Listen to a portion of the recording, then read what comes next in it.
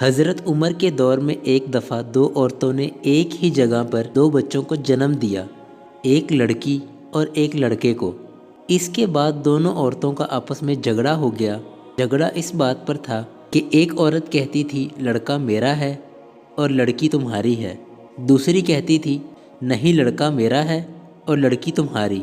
لوگوں نے جب ان کا جھگڑا دیکھا تو ان دونوں عورتوں کو حضرت عمر کے پاس لے گئے اور سارا قصہ بتایا اور کہا آپ ان میں ٹھیک فیصلہ کریں۔ حضرت عمر نے کہا حضرت علی کو بلایا جائے، وہی ان کا صحیح فیصلہ کر سکتے ہیں۔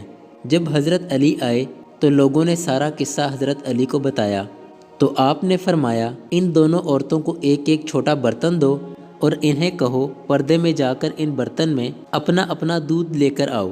جب ان عورتوں نے دودھ لا کر دیا تو حضرت علی نے فرمایا ایک میزان لایا جائے۔ جب میزان لایا گیا تو حضرت علی نے اس میزان پر دونوں عورتوں کا دودھ رکھ کر تولا۔ ایک کا وزن کم تھا اور دوسرے کا زیادہ۔ حضرت علی نے فرمایا کہ جس کے دودھ کا وزن زیادہ ہے اس کا لڑکا ہے اور جس کے دودھ کا وزن کم ہے اس کی لڑکی ہے۔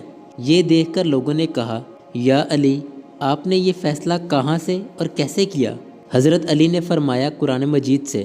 سب لوگ اپنے اپنے گھروں میں جا کر قرآن کھول کر دیکھنے لگ گئے کہ کہاں لکھا ہے۔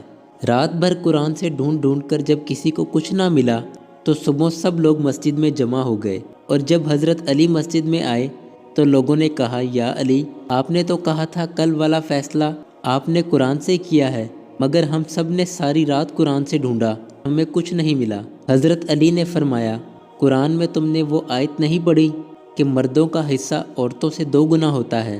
سب نے کہا جی یہ آیت تو ہے۔ حضرت علی نے فرمایا اسی آیت سے ہی تو میں نے وہ فیصلہ کیا تھا۔